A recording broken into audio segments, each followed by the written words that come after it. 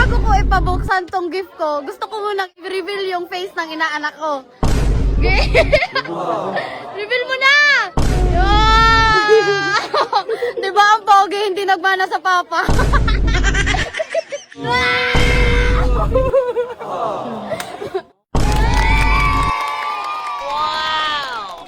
So yun mga katapang, birthday ng anak ni Kuya ngayon, 1-year-old na, dito lang sa bahay ginanap. Dati, gumastos pa talaga si Kuya ng venue, kada may okasyon. Pwede naman pala sa bahay, oo, ang ganda para na ring resort. So, ipapakita ko sa inyo mga katapang, habang maliwanag pa kung anong ganap sa birthday ng anak ni Kuya, tara. Tignan nyo yung daanan mga katapang, parang sinadya talaga na lagayan ng carpet. Ang dami ng tao mga katapang. Alas 6 pa magsa-start yung party. Gutom na ata to sila eh. May cotton candy dito mga katapang para sa mga bata. Mag-hi kayo! Tas dito mga katapang, may palaro din sa mga bata mamaya. Anong tawag dito? Pabitin ata. Yung aabutin nila to ba? Tas ganun-ganun.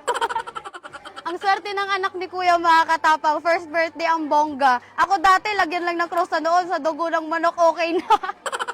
May kinuha din palang clown tsaka magician si Kuya mga katapang para pasayin yung mga bata. So kung may bala kayong kumuha ng clown tsaka magician, kontakin nyo lang sila, sir. Sir, anong page nyo?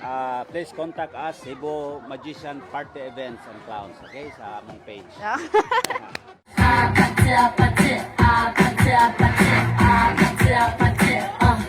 So let's give them a big round of applause, please, and of course.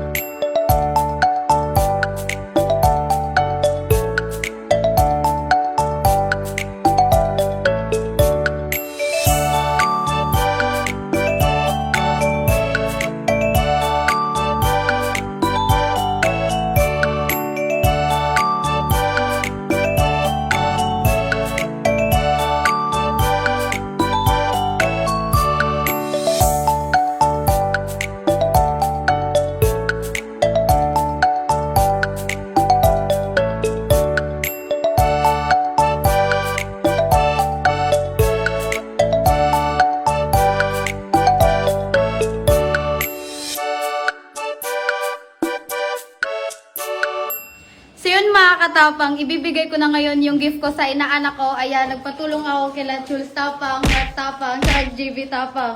Uy, ayusin nyo yan ha. Pag talaga nabasag yan, pagbabayarin ko kayo. Mali. Sino ka marapang din siya, sir? House and lot din siya. House and lot to.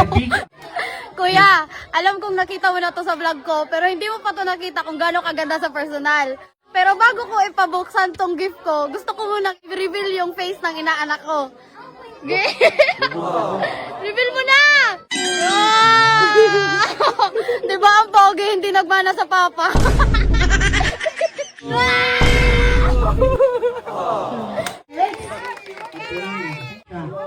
Fighters of Gilora Happy. Hindi pa dapat pag-uwi ito. Wala po si Tao.